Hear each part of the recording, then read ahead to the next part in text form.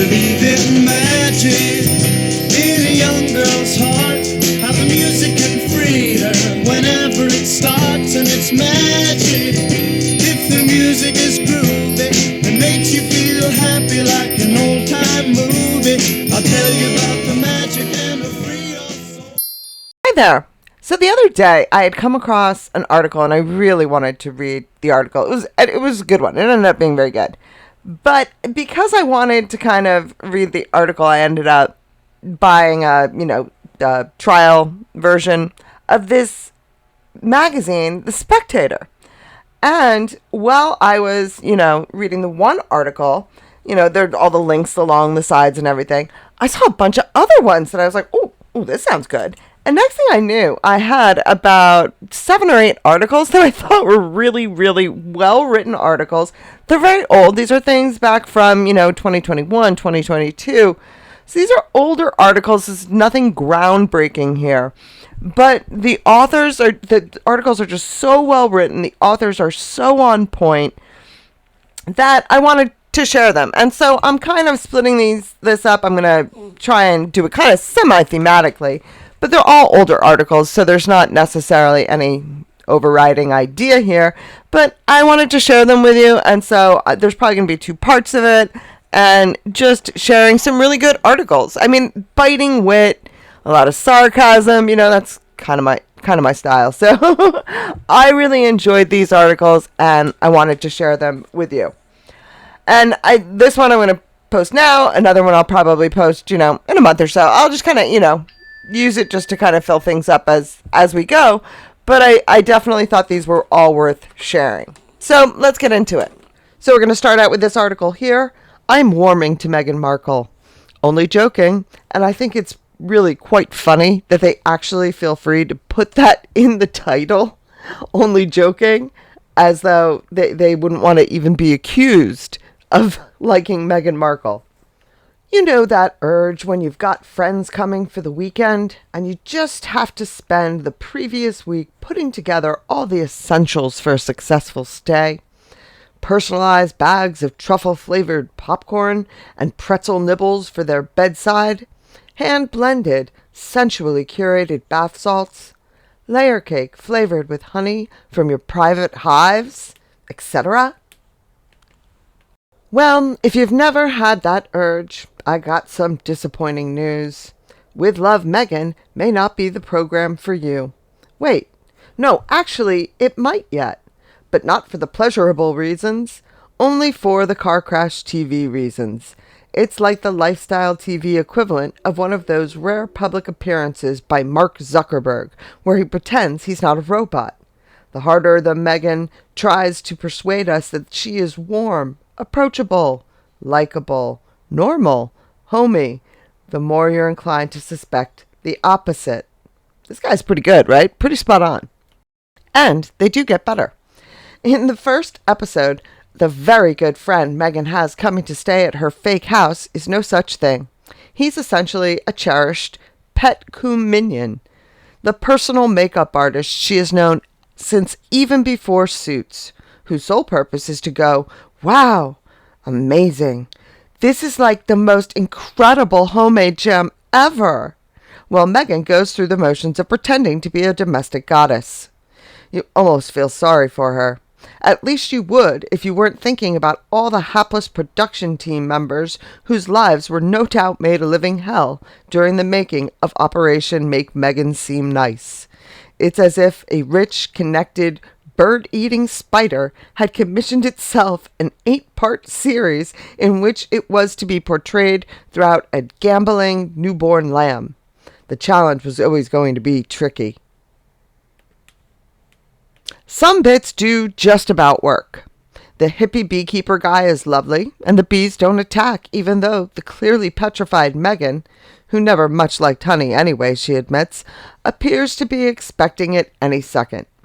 But some bits are a total disaster, like the elevator jazz soundtrack, which just amplifies the mood of cringe-inducing stiltedness and makes you wonder if originally it had better music that got vetoed.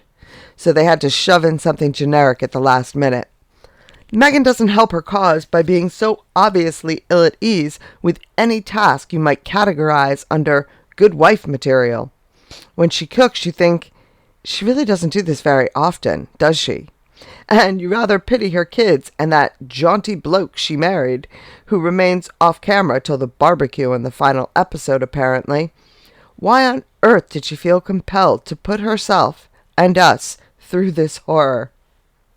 I know that it seems like that kind of ends abruptly because that is actually the end of the article, or it's the end of the article that has to do with Meghan. It's actually part of a longer article where he's reviewing other TV shows also, but I just thought it was so good. I mean, literally, I have nothing to say because it was so spot on. But on to the next article. I'm telling you, some of these are really, really well written. I don't know where this magazine has been all my life. I think what I liked the best was that all of these articles were such a change from the puff pieces that we're used to reading. So here we got the narcissism of Meghan Markle. Are we meant to feel sorry for Meghan of Montecito? Now, look closely. I mean, I just want to point out, this is from August 2022. Obviously, like I said, a lot of these are older articles. They were just so good that I couldn't resist sharing them. I've read some batty celebrity profiles in my time, but that piece about Meghan Markle in The Cut takes the biscuit. It is almost unbelievably preposterous. It shines a glorious, if unwitting light on the narcissism and outright daftness of right-on celeb set, of which Miss Markle is now queen, and that's Kween. Where to begin? How about with the basic setup? We're heading for a catastrophic energy crisis, with people forced to choose between heating and eating. And yet, here's Meghan in her multi-million-dollar luxury pad in California telling us how hard her life is. The Cut's reporter, Allison P. Davis, gushes over Harry and Meghan's sprawling mansion. It is the kind of big that startles you into remembering that unimaginable wealth is actually someone's daily reality, she says. It has 9 bedrooms and 16 bathrooms. Who needs 16 bathrooms? And it is from here, draped in eye-wateringly expensive high fashion for the Cut's photographer, that Meghan weaves her tragic tale of being trolled and bullied. Forgive me if I forget to cry. And just so you know, these are multiple different authors throughout the Spectator, and I'm not getting paid in any way. You know, this isn't any kind of sponsorship, but I'm telling you, this magazine is great. Just how hard is this Duchess's life? So hard she sometimes can't even put it into words. She can only groan and wail. Seriously. In possibly the maddest part of the interview, Meghan suggests to Miss Davis that she might transcribe the noises she's making. She tells Davis to write something like this.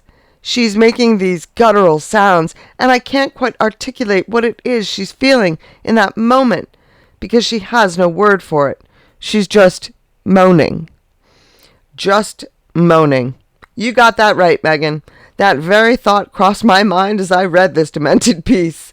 But can we just take a moment to contemplate the fact that the Duchess of Sussex advised an interviewer to document her guttural sounds? The cynicism of this is pretty extraordinary. And the cynic in me absolutely adores it. Meghan's behaving like a movie director, setting the scene of her own suffering to secure the pity of readers. Perhaps in her next big interview, she'll fling herself on the bed and sob for all her sorrows, and then ask her interlocutor, "Did you get it?" Come on, I know we can all picture exactly what that looks like. Again, there's this gaping disconnect from reality. Is the single mom who's currently stocking up on cheap jumpers from Primark because she won't be able to put the heating on this Christmas meant to feel sorry for speechless, moaning Meghan of Montecito? Read the room, Meg. A close second in the crazy stakes is when Meghan tells Davis about the time she met an actor from South Africa who said to her, "I just need you to know, when you married into this family, we rejoiced in the streets, the same we did when Mandela was freed from prison." I'm sorry, what? That Meghan is happy to share this anecdote is truly wild. It suggests she thinks that there's at least a kernel of truth in it. that her ascendancy into royalty as a woman of color is not a million miles away from the time Nelson Mandela finally stepped into the sunlight of freedom. It's hard to know what to say about this, other than the screamingly obvious. Moving into a massive palace with a prince is not like being released from 27 years of imprisonment. Meghan seems to labor under the delusion that she's a royal Rosa Parks, striking a blow for civil rights by getting hitched to an HRH. For me, though, the most disturbing part of the interview is Meghan's claim that some people, unnamed, use the N-word about her children. She's complaining about the fact that members of the royal family who want to release photos of their children have to do it through the Royal Rota. That is, the press pool that covers royal issues. She would rather release such pics on her own terms, she says, perhaps via her own social media sites. Then, the killer line. Why would I give the very people that are calling my children the N-word a photo of my child before I can share it with the people that love my child? Well, how many of the people on your social media account, Meghan, love your children? They don't even know your children. Nobody knows your children. See, I just can't resist combating than arguing against. This woman's crazy. This is an incredibly serious allegation. Is Meghan suggesting that one of the reporters in the Royal Rota used that vile racial slur against her children? If so, she should say who it was. Or is she saying that the N-word was used somewhere in the British media more broadly? That just isn't true.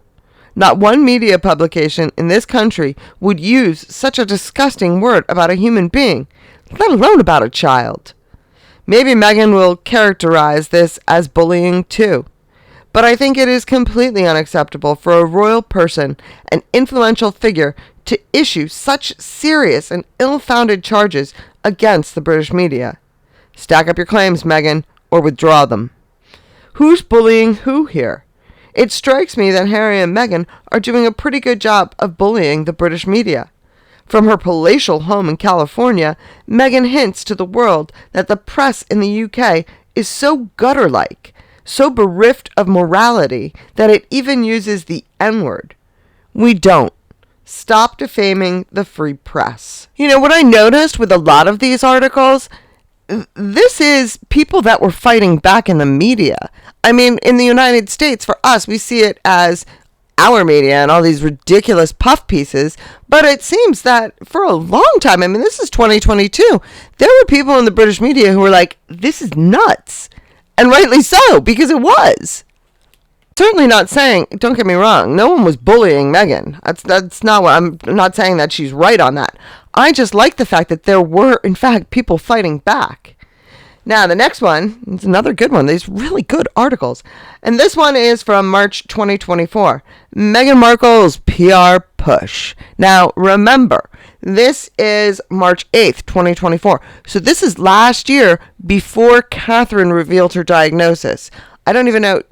I think we had just found out King Charles's. And so this is at a time when the royal family was really, going through some serious issues. I just think it's good to kind of put the article into that context so that you know kind of what was going on at that time, because it helps sometimes. Here we go. The Queen of Privacy is doing it again.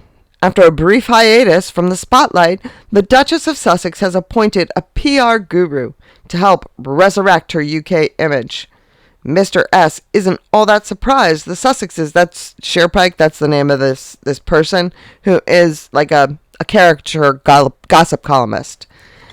After a brief hiatus from the spotlight, the Duchess of Sussex has appointed a PR guru to help resurrect her UK image. Mr. S isn't all that surprised. The Sussexes are setting their sights back on Britain. They were, after all, dubbed Hollywood's biggest losers at the end of last year. Meghan has employed an as-yet unnamed professional public relations exec to help overcome her popularity problem in the UK. The job role will also include time working on the Sussexes' not-for-profit Archwell Foundation.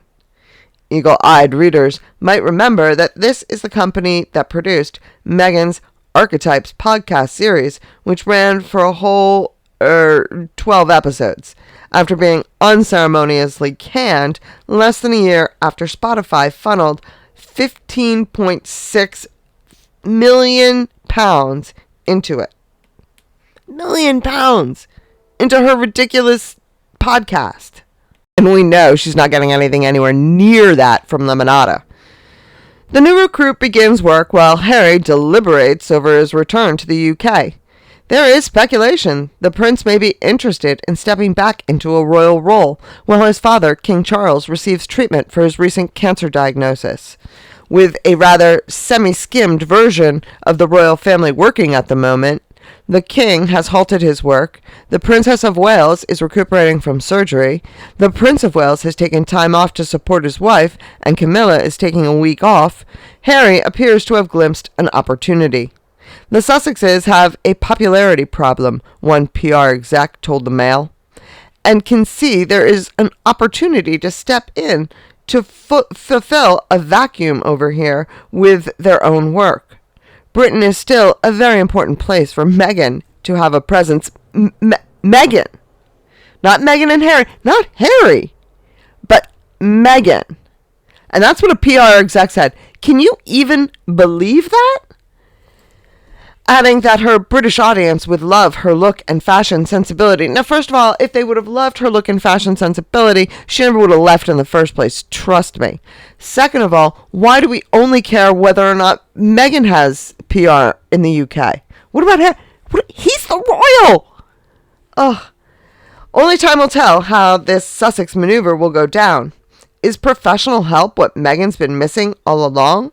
Or is it too little, too late? And not, I would say, based on what I have read of this author, there was definitely an intentional play on words there with that professional help. Just what kind of professional help might Meghan need? I hope you can see why I like these articles and why these are the ones that I picked. And the other thing, too, they're very brief. So it's not like you're, getting involved. I mean, I think in each of the two parts that I'm going to show, there's one long article in each of them. The rest are just very quick little quips, and it's just sometimes all you really need just to kind of get that fix of, sarcasm at Megsy's expense. Now, this is an interesting one. How would the Romans have defined Meghan Markle? And this is from the 15th of October, 2022. Meghan Markle has been urging women to define themselves as they see fit, with your full, complete, whole layered, sometimes weird, sometimes often, but always best and true self. You're so much greater than any archetype. But that all depends on the self-definition you come up with. Hers, if she had the slightest self-awareness, would clearly involve her thirst for power, status, and revenge. That thirst is something Romans well understood. They took the view that all human beings were personally accountable for their actions and fully responsible for the outcomes. But coming out on top, which they all desired, earned the ultimate goal of it all, public respect. But only if it was seen to serve the interests of public order and the common good. Yes, Miss Markle? It was in this context that Romans placed such value on the virtues. Latin virtues from ver, man, lit, manliness, e.g. piety, respect for the gods, state, and family, justice, loyalty, duty, constancy, courage, honor, dignity, temperance, prudence. Male competition in these areas was guaranteed to serve society's interests. For women, the virtues of chastity, defended by personal modesty, were of prime importance. For without them, the legitimacy of a family's children, vital to ensuring their loyalty to the state, was at risk. You see what this author's doing here? It's brilliantly done. Believe me, what they're questioning here is not whether or not Meghan had an affair. They're questioning the legitimacy of the children. And they're doing it right, full forward. But they're doing it so subtly that most people, I guarantee, would have missed it. That said, women were perfectly capable of virtues normally associated with men. Coelia was a fine example. A hostage of the enemy, besieging Rome, she led other female hostages to safety by swimming under enemy fire across the Tiber. Epitaphs, too, were not lacking in praise of women, going well beyond the typical female virtues. Romans, of course, did not actually live up to such lofty ideals. But in judging each other, those were the criteria which came into play. They are not invoked much these days by health and wellness advisors, influencers, PT instructors, comedians, cooks, podcast hosts, bloggers, and other dispensers of Miss Markle's style of self-obsessed drivel that counts for contemporary wisdom. Oh, such shade! Well said. But you can see, obviously, what it is that I appreciate and enjoy about this magazine. They are cutting, they are on target, and they are cleverly getting a very clear opinion out there that is not pro-Meghan. And they are somehow managing it to do it in the UK under the wire. So let me know what you think. Like I said, there's a second part to this just because I found, I don't know, I think I found like 8 articles that I thought were just really, really top caliber. And this is the first part, and the second part will come out probably in about a week. So I look forward to hearing what you think, and thank you very much for listening, and I hope you have a great day filled with love, laughter, and of course, dancing. Dancing in the rain.